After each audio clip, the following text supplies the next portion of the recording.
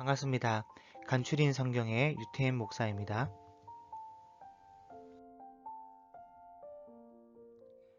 네, 오늘 창세기 야곱의 가정사 세 번째 시간에는 베델에서 유다의 가정 이야기까지 함께 살펴보겠습니다. 지난 시간에 야곱은 약복강에서 천사에게 축복받은 후에 무슨 축복을 어떻게 받았는지는 모르겠지만 그 이후에 세겜에서 디나가 강간을 당하고 시므온과 레위가 피냄새를 풍기는 사건이 생기고 하나님과 약속한 베델에 올라가게 됩니다. 그러나 베델에서도 여전히 처음 약속했던 아버지가 있는 곳으로 돌아가겠다는 약속은 여전히 지키고 있지 않는데 어느 날 첫째 장남인 르우벤이 어머니 뻘 비라를 끌어안는 이 근친상간 사건이 생기고 또 그렇게 사랑하고 좋아하던 아내 라헬이 베냐민을 낳다가 죽게 됩니다. 그래서 야곱은 지금 라헬이 죽고 나니까 인생에 살맛이 없는 거예요. 아침에 빵을 먹어도 빵을 먹는 건지 모래알을 씹는 건지 또 어린 요셉과 베냐민을 보고 있자니 불쌍하기도 하고 물론 옆에 레아가 있지만 야곱의 눈에는 영 성이 안 차는 거죠. 인생의 재미를 다 잃어버렸어요. 여러분 참 이런 거 보면 레아가 참 불쌍하기는 해요. 그렇죠? 그런데 우리가 볼 땐 그럴 줄 몰라도 하나님이 볼 때는 레아가 참 믿음 있는 사람으로 하나님께는 사랑받는 사람이었습니다. 레아는 후한 성품을 가지고 있고 믿음이 좋았던 인물이에요. 왜냐하면 야곱이 항상 편애하고 어려워도 원망하는 말이 성경에는 없습니다. 그리고 온전히 하나님께 붙어있는 믿음을 가지고 있었어요. 그 바단 아람에서 나올 때도 아버지 라반의 드라빔을 이 레아가 가지고 나오지 않았거든요. 그래서 남편의 사랑은 많이 받지 못했지만 하나님께는 사랑을 많이 받았습니다. 그 증거가 라헬은 아이를 잘 낳지 못하는 반면에 레아는 또 금방금방 아들을 낳거든요. 아이를 갖는다는 것이 다 하나님이 주시는 것인데 성경에 보면 하나님이 레아의 소원을 들었으므로 그가 임신하여 아들을 낳았다. 그렇게 기록하고 있습니다. 이게 다 야곱에게 사랑받지 못함에 대한 하나님의 사랑의 위로를 받은 것이죠. 그리고 레아가 아들 이름 짓는 것을 보면 알 수 있는데 아들을 루벤, 보라 아들이라, 시므온, 나의 기도를 들어주셨다. 레위, 나와 연합하면 좋겠다. 유다, 여호와를 찬양하리로다. 이사갈, 하나님이 내게 값을 주셨다. 그러니까 레아는 아들의 이름을 물론 이 남편의 사랑을 강구하는 이름일 수도 있지만 일단 라헬과 다르게 부정적인 이름이 아닌 긍정적인 이름을 지었어요. 그리고 뭔가 하나님께 매달리고 기도한 흔적이 보이는 이름인데 그 예가 시므온이죠. 나의 기도를 들어주셨다. 같은 이름이 기도한 흔적이 보이는 이름입니다. 반면에 라헬은 요셉, 더함, 더하여 달라, 하나 더 달라. 그렇게 이름을 짓고 나중엔 자기가 베냐민을 낳을 때는 베냐민이 아니었어요. 처음엔 이름이 베노니, 슬픔의 아들이다. 그렇게 짓습니다. 야곱이 베냐민, 기쁨의 아들이다. 그렇게 바꿔서 그렇지 슬픔의 아들이 될 뻔했어요. 그러니까 라헬은 평소에 그렇게 남편에게 사랑을 받으면서도 긍정적인 믿음이 잘 보이지 않습니다. 바단 아람에서 나올 때도 아버지 드라빔 신을 훔쳐 나온 사람도 라헬이고 그러니 그렇게 좋은 믿음을 가지고 있지 않았어요. 어쨌든 라헬이 베냐민을 낳다가 죽는데 라헬이 죽고 난 뒤로 야곱이 사랑 주고 정 주고 할 대상이 없는 거예요. 그래서 모든 편애하던 이기적인 사랑을 누구한테 이제 돌리냐? 라헬이 낳은 요셉에게 정을 돌리는 겁니다. 그래서 전에는 라헬을 그렇게 편애하더니 이제는 요셉을 그렇게 편애해요. 그러니 형들이요, 요셉 하면 미워 죽는 거죠. 그리고 요셉은 또 이 눈치가 없어요. 그런 것도 모르고 늘 순에 빠져가지고 그냥 희희낙낙해. 그래서 한 번은 요셉이 이 아침 밥상머리에서 재수없이 꿈 얘기해가지고 집안 분위기를 완전히 망쳐놓는 겁니다. 얘가 이 눈치도 없이 곡식을 베는데 자기 곡식단은 일어서고 형님들이 곡식단이 자기 단에게 절을 하더라는 거예요. 그러니까 형님들이 눈총을 주는 거죠. 저 자식이 저 미쳤나 그러면서. 그리고 그 이튿날 또 꿈 꿨다면서 이야기하는데 형님들이 저 꿈쟁이 자식 저거 또 꿈 얘기한다 저거 하면서 얼마나 미워하는지. 그 꿈은 또 자기 별이 있는데 해와 달과 11변이 자기 별을 보고 또 절을 하더라는 거야. 그러니까 형들이요 약이 올라 죽을라 그래요. 때려 죽이지도 못하고 저거. 그리고 요셉을 미워하는 이유가 요셉도 요셉이지만 야곱도 하는 짓이 그래요. 야곱이 요셉을 조금 더 배려하거나 조금 더 챙겨주는 것 같으면 형님들 다 이해할 수 있죠. 첫째는 나이가 어리고 둘째는 어머니가 없지 않습니까? 그러니까 어느 정도 하면 다 이해하는데 이 야곱이 해도 너무하는 거예요. 요셉하고 베냐민은 뭐 옷을 알록달록한 그런 채색 옷 그런 거 입히고 또 요셉이 형님들이 무슨 못된 일을 하면요 전부 아버지한테 고자질을 해가지고 형들이 아버지 모르게 양새끼 한 마리 잡아먹으면 바로 아버지가 알아맞히거든요. 아무도 본 사람 없고 요셉밖에 안 봤는데 야곱이 바로 알아맞혀요. 그러면 이 야곱도 그래. 요셉을 생각해서라도 야곱이 그냥 모른 척 넘어가거나 하면 될 텐데 야곱 그렇지 않습니다. 그냥 다 따지거든요 그걸. 그러니 형들이 요셉 하면요 치를 떠는 거야. 아버지한테 뭐라 못하고.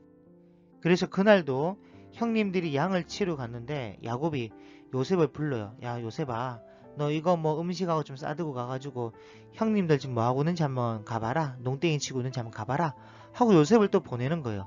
요셉은 얘가 너무 또 순해가지고 형님들이 자기를 미워하는 줄도 모르고요. 형님들 보러 간다 하면서 또 좋아갖고 휘바람 불면서 또 신나게 가는 거야. 그러니까 형님들이 앉아있다가 참 멀리서 요셉이 오는 걸 보고는요. 저 봐라 저기 꿈쟁이 자식 온다 저거. 오늘 저놈의 자식을 잡아 죽여가지고 그 꿈이 어떻게 되는지 한번 보자 이러면서 앉아있는 거예요. 그리고 오자마자 가져온 거 다 빼앗아 버리고 옷을 홀라당 벗겨가지고 알몸으로 진흙구덩이에 집어 던져버립니다. 루벤이요. 야 그래도 형제가 아닌데 그러면 쓰나. 말려도 안 돼. 잠깐 동안 루벤이 자리를 비운 사이에요. 마침 그때 애굽으로 가는 상인들이 또 지나가니까 그때 유다가 나와가지고 그 요셉 말이야 뭐 죽이면 무슨 대수냐 우리 남는 것도 없는데 그냥 얼마나 더 받고 팔자 용돈도 궁한데 하면서 팔자는 거예요. 그러니 형제들이 굿 아이디어 하면서 끌어내서 팔아버립니다. 팔고 염소를 한 마리 잡아가지고 고기는 먹어치우고 그 피를 갖다가 요셉의 그 알록달록한 채색옷에 발라가지고 아버지에게 갖다 주면서 아버지 이거 아버지 아들 거 아닌가 한번 보시옵소서. 어떻게 아버지 아들입니까? 자기 동생이지. 그만큼 관계가 틀어져 있어요. 야곱의 가정이랑은 이것밖에 안 됩니다. 화목, 평안 그런 게 없습니다.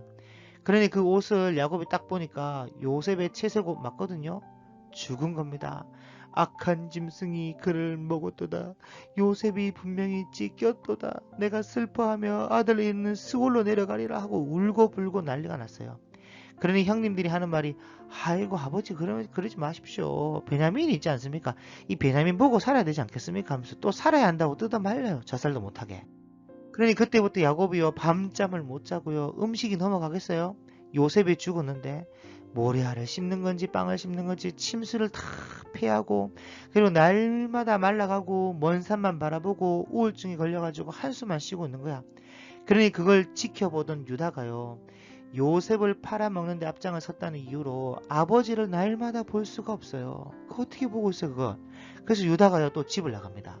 자 이것 보세요. 큰아들 루벤은 서모 비라를 안았고 둘째 시몬과 셋째 레위는 그 피냄새 악취를 풍겨서 꼴도 보기 싫고 딸 디나는 강간을 당하고 예쁘다는 라헬은 죽고 사랑하는 요셉도 죽어버리고 넷째 아들 저 유다가 장자 노릇을 하려나 했더니 또 가출을 해요. 자 여러분 야곱에게 있어서 그 인생이 왜 이렇게 험악한지 야곱이 좋아하고 예뻐하는 것들은 전부 다 사라지는 겁니다. 여러분 어떻게 된 인생이길래 이 야곱의 이 인생이 이 모양입니까? 천사가 무슨 축복을 어떻게 했길래 이 모양이냐고요. 그래서 유다가 아버지 곁을 떠나서 아둘람 사람 히라에게 내려가서 수아의 딸을 취해서 아버지한테 연락도 안 하고 결혼을 해버렸습니다. 부모의 축복도 받지 못한 결혼을 해가지고 유다가 엘과 오난과 셀라를 낳았는데 이 장자 엘이 다말이라는 여자랑 결혼했는데 문제는 엘이 악하다는 거예요. 유다가 동생 팔아먹는데 앞장을 서고 잘된 게 뭐가 있습니까? 장자 엘이 악하다는 거예요. 그래서 여호와께서 죽이셨습니다. 그래서 오난에게 내 형이 죽었으니 네가 네 형수 방에 들어가서 동생 된 도리를 다 해라 하고 오난을 다말방에 보냈더니 오난이 형수하고 가만히 밤에 일하는 중에 생각을 해보니까 뭐야, 아들이 태어나면 아버지 유산의 3분의 1을 이 아이가 갖게 되잖아. 그럼 안 태어나야 모든 것이 내 유산이지 하면서 임신이 되지 않게끔 성관계를 해버리는 겁니다. 그러니 여호와께서 보시기에 그놈도 악하다는 거야. 오난도 죽여버렸습니다. 그래서 유다에게 남은 것은 셀라 하나 남았어요. 그러니 다말 보고 나이가 너무 어리니까 너한테 줄 수 없다. 그러니 친정에 가서 수절하고 있거라 하고 친정으로 보냈는데 친정으로 보낸 지 얼마 안 되어서 유다의 아내 수아의 딸이 또 죽어버리네요. 그러니까 졸지에 유다가요 아들 한꺼번에 둘 잃어버리고 아내까지 잃어버리고 셀라 달랑 하나 데리고 사는 겁니다. 그래서 한 번은 양털 깎는다고 올라가다 보니까 면박으로 얼굴을 가리고 있는 창녀가 있길래 아내도 죽고 뭐 또 적적하고 하니 거기 들어가 하룻밤 자는 거예요. 자고 나가려고 하는데 그 창녀가 손님 그냥 가시면 어떡합니까? 유다가 보니까요 주머니 보니 아무것도 줄 게 없어요. 그래서 유다가 도장과 지팡이를 주고 가면서 야 내가 양털을 깎고 내려오면서 갚으리라 하면서 나오면서 갚으러 가니까 그 동네는요 창세 이후로 창녀가 없었다는 거야. 그래? 그럼 뭐 찾지 마라. 뭐 도장이야 다시 파면 되고 뭐 지팡이야 다시 만들면 되지. 뭐 창피하게 뭐하러 찾냐. 없으면 잘됐다 하고 말하고 집에 돌아왔는데 수개월이 지난 누가 말하기를 저기 자네 며느리 말이야. 좀 이상한 것 같아. 아무래도 그 임신한 것 같은데. 그러니까 유다가요 그 말을 듣고는 화가 머리 끝까지 나가지고 무슨 여자가 팔자가 세가지고 남자를 둘씩이나 잡아먹고 말이야. 자기 아내까지 죽어서 속상해 죽을 지경인데 며느리가 뭐가 어쩌고 어째? 뭐 행음을 해? 당장 끌어내서 불살라 죽이라고 말이야. 그래서 끌고 나가는데요. 다말이 잠깐만요. 저 잠깐만요. 하면서 뭘 내놓는데 지팡이와 도장을 딱 내놓으면서 이 지팡이와 이 도장 임자로 말미암아 내가 임신했습니다 라고 보여주는데 보니까 유다 자기 거라. 그래서 유다가 알아요. 셀라가 충분히 남자 구실할 수 있는데도 이 자기 방에 안 들여보내주니까 이 여자가 보복을 내게 이런 식으로 하는구나. 이걸 아는 거예요. 이때 한 셀라가 한 14살쯤 안 되겠나 싶거든요. 유다가 셀라가 컸는데도 왜 안 보내줬겠습니까? 보나 마나 뭐 뻔하죠. 저 여자가 팔자가 세가지고 남자 둘 잡아먹은 여자다. 아들 하나밖에 안 남았는데 이거 마저 잡아먹으면 어떡하냐 하고 충분히 남자 구실할 만한데도 셀라를 안 줘가지고 다말이 그렇게 했다는 거예요. 그래 뭐 이 여자가 나보다 옳다 하면서 다리 차서 며느리가 아들을 낳았는데요. 쌍둥이를 낳습니다. 이걸 아들이라 해야 하는지 손자라 해야 되는지. 그래서 이쯤 되니까 자 보세요. 유다가요. 아버지 야곱을 이해하기 시작했어요. 여러분 안 당해봤을 때는 몰랐는데 자기가 이런저런 어려움을 당하고 보니까 아버지 야곱이 이해가 되는 겁니다. 유다가 아버지를 떠나 가출해가지고 수아의 딸을 맞아 결혼하고 그러니까 야곱이 부모를 떠나 밧단 아람에 가서 결혼한 것과 같이 유다도 그랬고 유다가 아들들을 낳고 며느리까지 봐가며 행복하게 살 줄 알았는데 어느 순간 아들 둘씩이나 순식간에 죽고 졸지에 사랑하는 아내까지 죽게 되는 그런 경험이 그 전에는 몰랐던 아버지의 마음을 이해하게 만들었다는 거예요. 야곱이 사랑하는 아이를 잃었을 때의 그 슬픔과 사랑하는 아들 요셉을 잃었을 때의 그 슬픔을 유다는 옆에서 지켜보면서 한편으로는 요셉을 팔아넘기는데 그 앞장선 것에 대한 죄책감도 있었을 것이고 또 한편으로는 야 뭐 요셉만 자식이가 우리 뭔데 이런 마음 또 라헬만 아는가 우리 어머니 레아는 아내도 아닌가 이런 분노도 있었을 거라는 거죠. 근데 막상 자기도 가정을 이루고 사랑하는 아내와 아들들과 살아보니까 또 다르다는 거죠. 마냥 자식의 입장에서 아버지를 볼 때와 아버지가 되어서 가정을 돌아볼 때하고는 전혀 다르다는 겁니다. 위치가 사람을 만든다고 보는 시각도 책임감도 생각하는 것도 다 달라요. 특히나 유다가 당한 삶의 애환은 야곱이 당한 것과 너무 흡사하다 보니까 아버지의 마음이 어떠하였는지 더 잘 알게 되었습니다. 그러니까 우리도 아직 모르는 것이 많습니다. 세대 차이니 시대 차이니 문화 차이니 할 것이 아니라 경험 이전의 문제로 아직 모르는 것이 많이 있어요. 거의 대부분이 그래요. 특히 부모님들이 이런 말 한 번씩 하시죠. 나중에 커서 너 같은 자식 한번 낳아봐라. 그럼 이해할 거다. 아니면 너도 부모가 돼봐라. 안 그러는지. 이런 말들. 우리가 유다처럼 야곱이 경험한 그런 아픔을 똑같이 경험해보고 나서 부모를 이해할 필요는 없잖아요. 그것도 별로 좋은 것도 아닌 것을. 그러니 이해할 수만 있다면 경험 이전에 이해하고 깨닫고, 특히 여러분 성경이 알려주고 있으니까 성경을 통해 배워서 안 좋은 것은 여러분 답습하지 않는 것이 좋습니다. 안 그렇습니까? 뭐 어쨌든 뭐 유다가 야곱을 이해하기 시작했어요. 뭐 이 상황에서. 그리고 이제라도 회개하고 아들 셀라와 며느리 다말과 다말이 난 쌍둥이를 데리고 아버지 야곱한테로 돌아갑니다. 내 아버지가 살면 이제 얼마나 더 살겠는가? 죽기 전에 내가 효도라도 해야지 하면서 뒤늦게 아버지 곁으로 돌아가요. 그리고 그 뒤로 야곱 곁에서 넷째 아들이지만 진짜 장남의 역할을 감당합니다. 아버지를 잘 이해하고 보필하게 되는데 나중에는 영적 이스라엘의 장자가 되어서 유다 민족으로부터 다윗 왕이 나오고 예수님이 오시는 거예요. 그러므로 파트 3의 이 결론을 맺겠습니다. 여러분 이 사람은요 안 겪어보면 모릅니다. 그렇다고 항상 알기 위해서 경험해야 할 필요 또한 없습니다. 이미 경험한 사람들의 삶의 이야기를 통해서나 책을 통해서 간접적인 경험을 할 수 있기 때문이죠. 이것은 믿는 우리뿐만 아니라 일반적인 모든 사람들에게도 동일하게 적용되는 것이에요. 그러나 우리는 이런 일반적인 간접 경험 말고도 더 나은 하나님의 뜻을 분별할 수가 있습니다. 성경이 우리에게 그런 도전을 주고 있기 때문이에요.